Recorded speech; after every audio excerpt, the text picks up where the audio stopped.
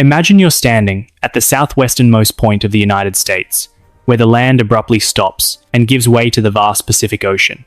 Behind you is an entire vast continent. Before you, an endless blue. And right beneath your feet is a city of 1.4 million people living on rugged land, divided by more than 200 deep canyons, wedged between the ocean and a national border. This is San Diego. And from the very first glance, something feels off. Why did a city that went bankrupt just 2 years after its founding become the world's second largest biotech hub? Why is a place once called the tuna capital of the world now leading the modern medical revolution? Why does a typical American city have the busiest border in the Western Hemisphere right in its heart? The answer doesn't lie in policy or people. The answer lies in geography. And the geography here is a very strange kind of geography. But to understand that, we have to go back to a time when the name San Diego didn't even exist, when this land was known only by a small name that held an entire philosophy of life. The Kumeyaay called this place Koshari, meaning the place of the drying of the gourds. Not a generous or grand name, but it was strangely precise, because this is a land at the boundary of many things. Between wet and dry, between the coast and the desert, between the mountains and the deep-water bay. The Kumeyaay didn't just live here. They understood this place in a way that we, today, have lost. They moved seasonally between the coast and the interior, following paths that the terrain had carved out over thousands of years. The canyons that modern people see as obstacles, they saw as water sources. The steep cliffs were shelters. Every feature of the terrain was a tool. They lived in communities of 30 to 40 families, building pyramid-shaped homes near freshwater springs hidden deep within the canyons. This was a civilization that had existed for thousands of years by learning to listen to the terrain instead of conquering it. And then September of 1542 arrived, along with Juan Rodriguez Cabrillo on a Spanish ship, sailing into the bay. Cabrillo looked at the deep water bay, looked at the terrain that could protect a fleet, and he renamed the land San Miguel. 60 years later, the explorer Sebastián Vizcaíno arrived and changed the name again, this time to San Diego de Alcalá. But a name does not create reality. And for nearly the next 200 years, San Diego was just a name on a map, nothing more. Reality began in 1769, when Father Junipero Serra and Gaspar de Portola brought both faith and weapons to establish the first European settlement in California. They built a mission and a presidio on a hilltop, overlooking the bay.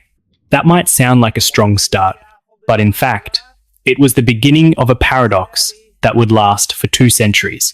The mission was not purely a place of worship. It was a tool of empire, a mechanism to reshape the land and its people.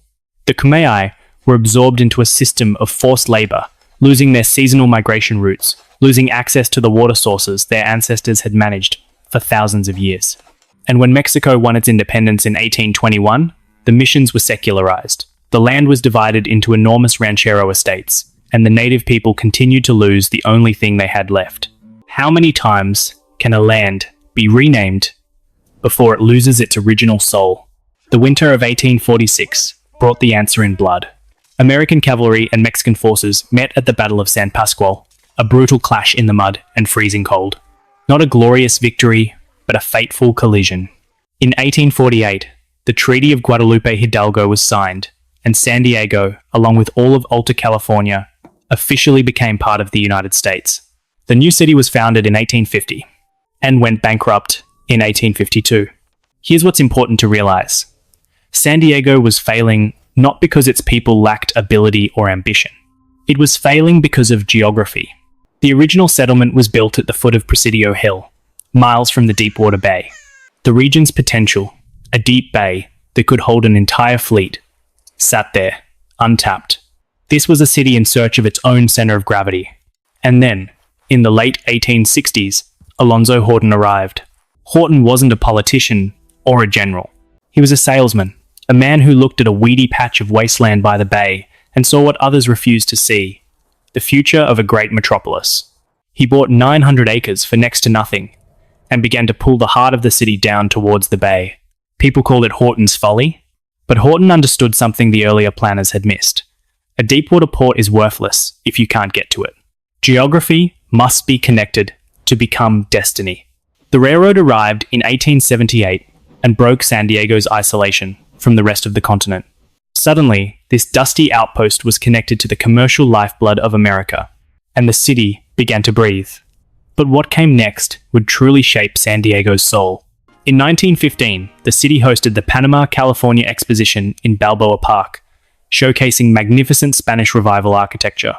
That same year, in the greasy airplane hangars of North Island, aviation history was being rewritten. And in 1927, a young man named Charles Lindbergh watched his plane, the Spirit of Street, Louis, roll out of a San Diego hangar, preparing for the first non-stop flight across the Atlantic. San Diego was becoming a city of the sky, a place where the limits of gravity were tested daily. But as San Diego looked to the skies, its true destiny was being forged in the steel of the United States Navy. Look at the map again. The San Diego Bay possesses a rare geographical feature. It's deep, sheltered, close to the Pacific, but protected from its heavy swells. These are the perfect conditions for a naval base. Not a strategic choice, but an inevitability.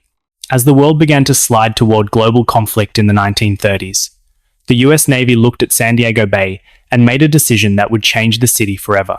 World War II didn't just change San Diego, it duplicated it.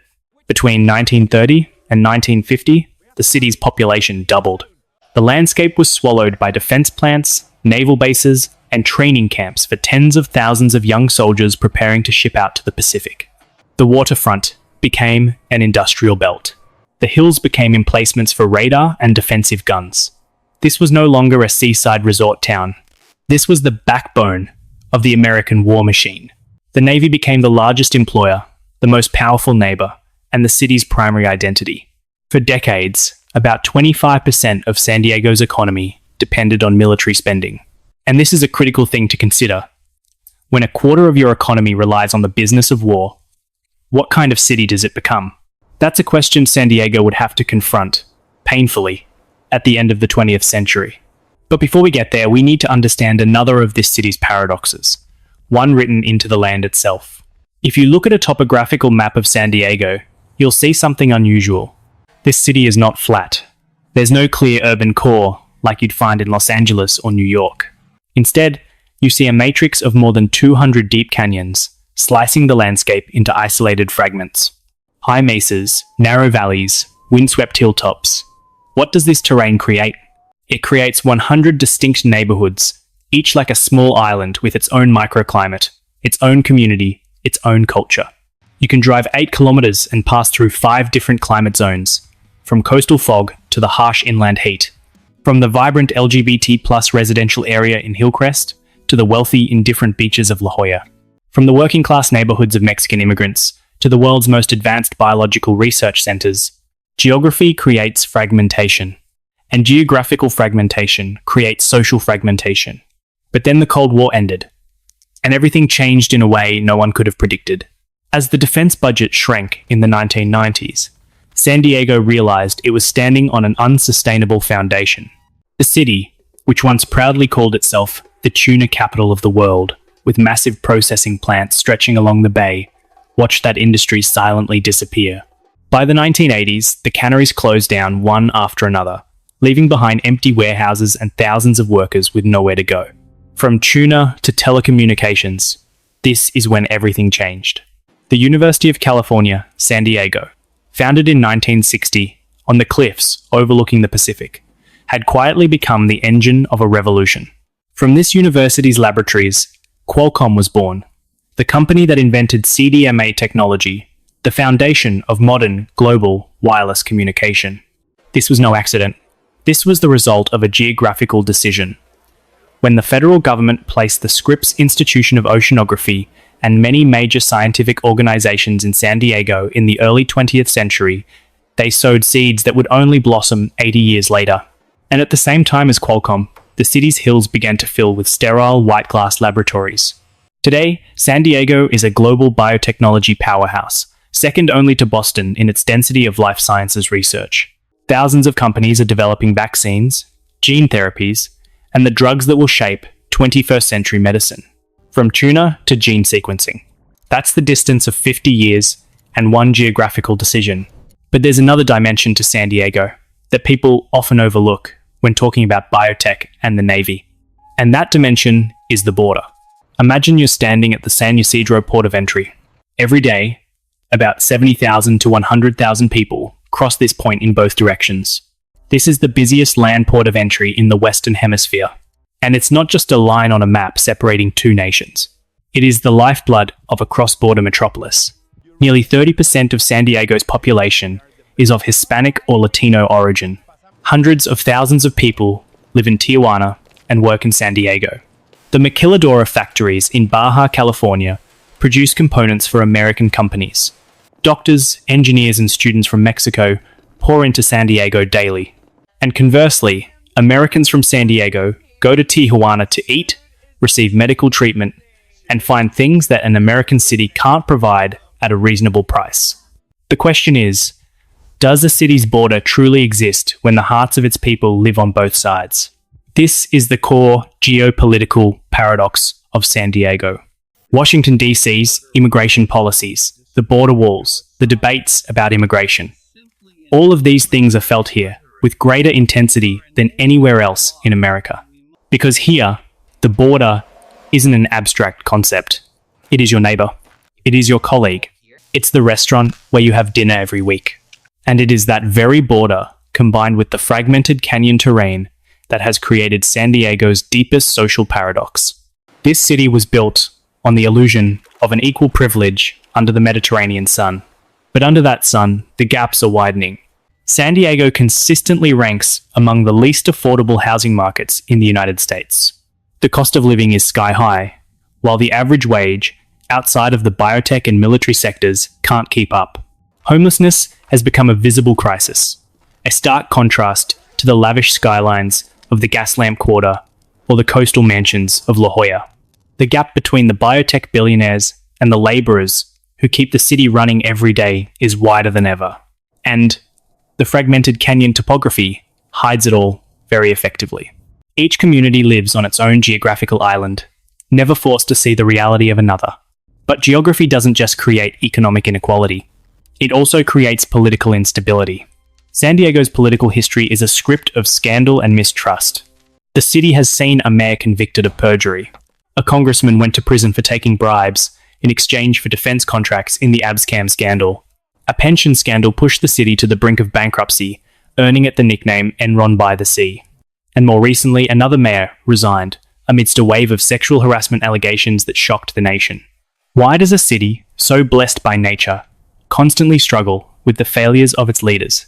Perhaps the answer lies in that very Mediterranean climate.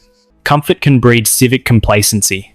When everything seems fine under the golden sun, people pay less attention to what's happening in the city council chambers.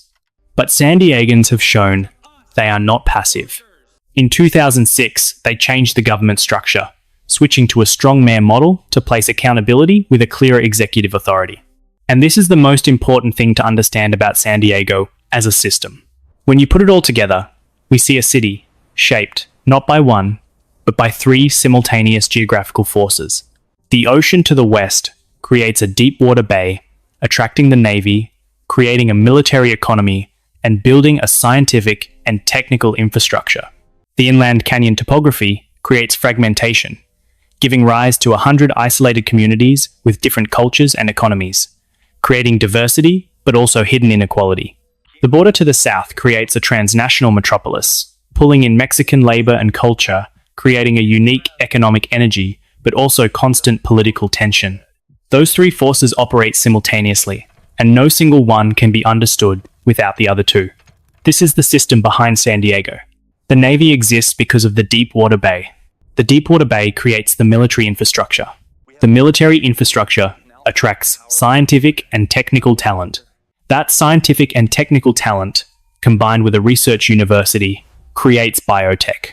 Biotech creates wealth. That wealth, combined with land scarcity from the canyon topography, creates a housing crisis. The housing crisis pushes laborers toward Tijuana, and the border connects them right back. It all stems from a deep water bay in the southwest corner of North America. But the story doesn't end there. San Diego is at a new crossroads where geography is once again the main driver. Climate change is altering the region's water regime.